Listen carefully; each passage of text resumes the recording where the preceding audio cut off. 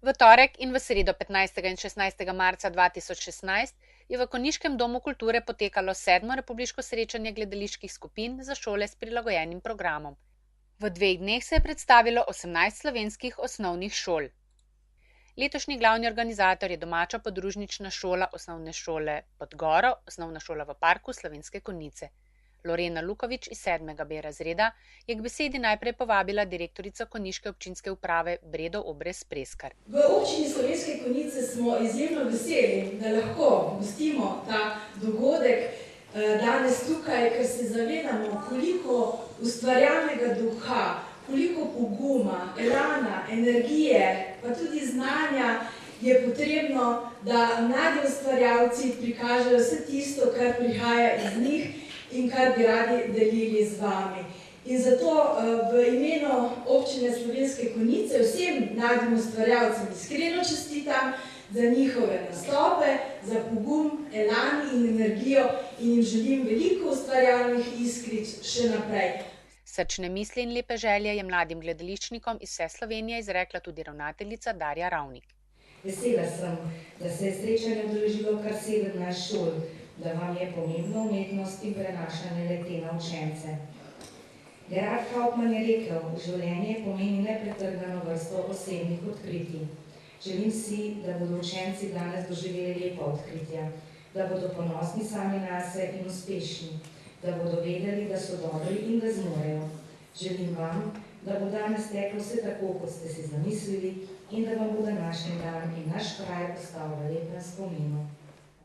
V uvodnih pozdravih je spregovoril tudi predsednik LMDR sekcije Društva specialnih in rehabilitacijskih pedagogov Slovenije za usposabljanje oseb z lažjimi motnjami v duševnem razvoju Aleksander Vališer. Spoštovani, pozdravljeni tudi lepo v imenu sekcije za lažjo motnjo v duševnem razvoju pri Društvu specialnih in rehabilitacijskih pedagogov Slovenije. Zelo smo veseli, da je letos osnovna šola Podgoro prevzela organizacijo tega srečanja. Naša želja je, da bi to srečanje gostilo čim več krajev v Sloveniji, da tako spoznamo tudi lepote vaših krajev, saj imamo medtem, ko pridemo nastopati vam, možnost ogledati si tudi kraj.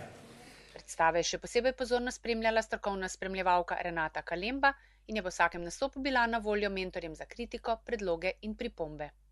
Kot častni član se srečanja udeležil tudi nekdanji predsednik sekcije Valentin Kralj.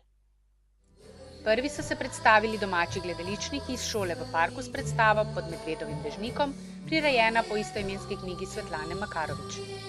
Glavna tema napisanega književnega besedila je dobrota glavnega junaka.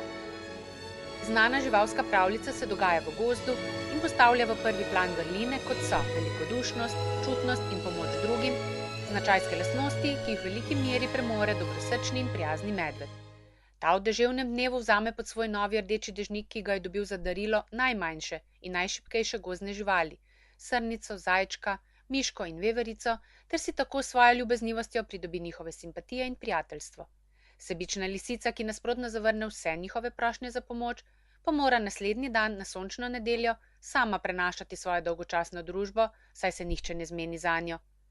Slikanico bogatijo barvite, močne in komunikativne ilustracije, ki so razgrnjene pred bralca tako, da lahko ponotranji zlasti dvojico lastnosti, ki si stojita nasproti, velikodušnost in sebičnost, ujeti v podobi prihuljene lisice in pokončnega medveda. Lisica je priznala napako, ko so jo obkrožile vse živali, se je na njenem obrazu pojavil velik nasmeh in zadovoljstvo. Nato je počul lonec in pravljice bilo konec. Sovice, a še vidite?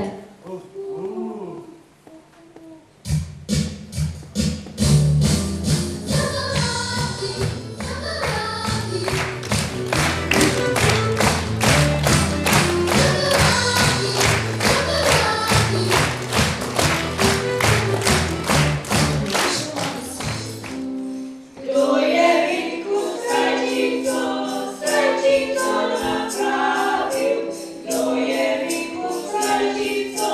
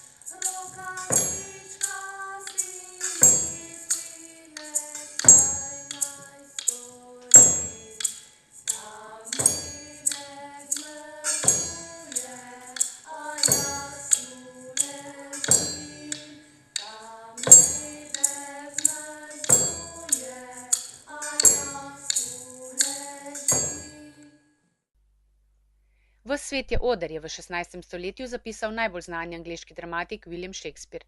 S temi besedami je sedmošolka Živa Kolar tudi pozdravila zbrane na odru Doma kulture v Slovenskih Konjicah, kjer je bilo v vsako predstavo posebej vloženega veliko truda, vztrajnosti in potrpežljivosti. Učenci so aktivno sodelovali v celotnem procesu ustvarjanja.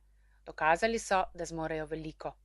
Zadovoljstvo in ponos ob takšnem dogodku ne izostaneta tako pri mladih igralcih, kot pri njihovih mentorjih in gledalcih.